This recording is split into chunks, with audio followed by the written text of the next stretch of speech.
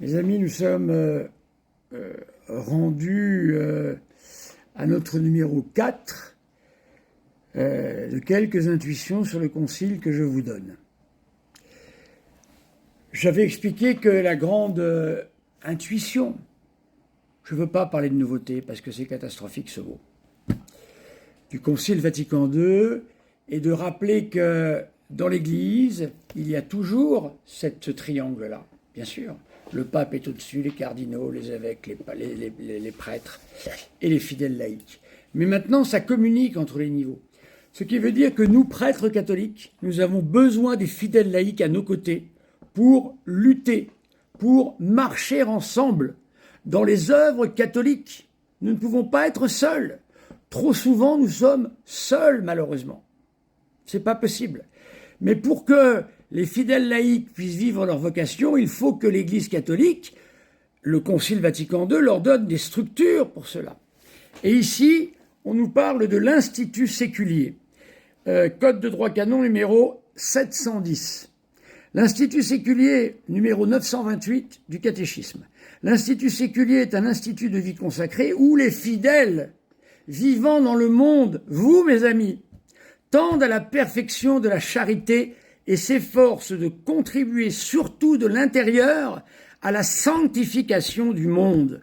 Ça veut dire que dans votre travail, ça veut dire que dans votre vie de loisirs, ça veut dire que dans votre famille, ça veut dire qu'au milieu de vos amis, vous allez vous transformer vous-même avec votre baptême et vous allez devenir un petit miroir de ce qu'est l'Église catholique.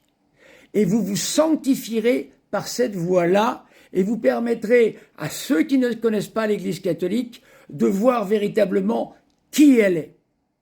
Combien de fois, à tort ou à raison, ai-je entendu des gens qui disaient « Ah, quand on voit les catholiques, hein, on n'a pas envie d'y rentrer dans l'Église. » À tort ou à raison, je ne sais pas.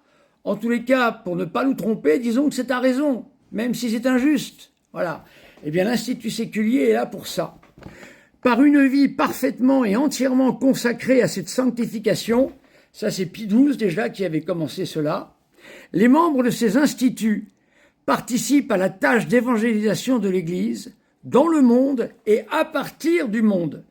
Code de droit canon 713, alinéa 2. Bien sûr, nous ne sommes pas dans le monde comme vous, mes amis. Nous sommes en dehors du monde. Nous sommes prêtres. Le prêtre, c'est celui qui est séparé du peuple, en ce sens qu'il va être capable d'agir dans le domaine de ce qui est sacré. Voilà. Mais vous agissez aussi dans le sacré, mais pas dans le même ordre de sacré. Dans l'ordre d'un sacré lié à votre vie quotidienne et dans les lieux dans lesquels vous êtes et où l'Église attend de vous votre sanctification, où leur présence agit à la manière d'un ferment. Voilà, c'est le fameux évangile du levain dans la pâte. C'est-à-dire que vous êtes dans le monde comme des petites graines qui pourront faire pousser quelque part quelque chose de l'Église à travers ces instituts séculiers, voilà, et où vous pourrez vous sanctifier et sanctifier les autres. Leur témoignage de vie chrétienne vise à ordonner selon Dieu les réalités temporelles et pénétrer le monde de la force de l'Évangile.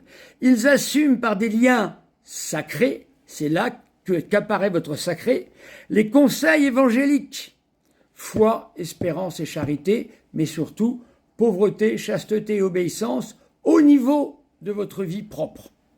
Et gardent entre eux la communion et la fraternité propre à leur mode de vie séculier. Voilà. Pour le moment, tout ça n'a pas encore été fait, parce qu'on a tout mélangé. Jamais l'Église, le Concile n'a demandé de mélanger tous les états de vie. État de vie par état de vie. C'est-à-dire qu'il faut imaginer des lieux dans lesquels des laïcs veulent vivre dans le monde, travailler dans le monde, et en même temps avoir une part de consécration. C'était déjà ce que voulait à sa manière Saint Vincent de Paul avec ses sœurs de la charité, mais c'était des religieuses. Elles portaient l'habit. Ici, ce sont des laïcs qui peuvent ou non, ou un certain nombre de vœux, faire des vœux, voilà, pauvreté, chasteté, obéissance, ou simplement pauvreté, voilà, avoir, hein, obéissance, avoir aussi. Bon, en tous les cas, les 3 vœux, c'est l'idéal. Ce sont des laïcs qui restent laïcs, qui vivent dans le monde, soit en se mariant, soit sans se marier, voilà, mais ils sont entre eux. On ne mélange pas ça avec des religieux. Ça a été des erreurs très graves qui ont été faites. Et on a vu les résultats. Non, ce sont des laïcs qui vivent dans le monde. Voilà. Et qui peuvent, par exemple, avoir entre eux une autorité gérée par un couple de laïcs ou un laïc qui est élu régulièrement, voilà, une fois tous les ans, par exemple, pour revoir un peu un certain nombre de consignes ou un certain nombre de choses à faire. Ça n'a pas été fait, ça, mes amis. Ça n'a pas été fait. Voilà. Par exemple, prenons le monde si touché chez nous de l'éducation.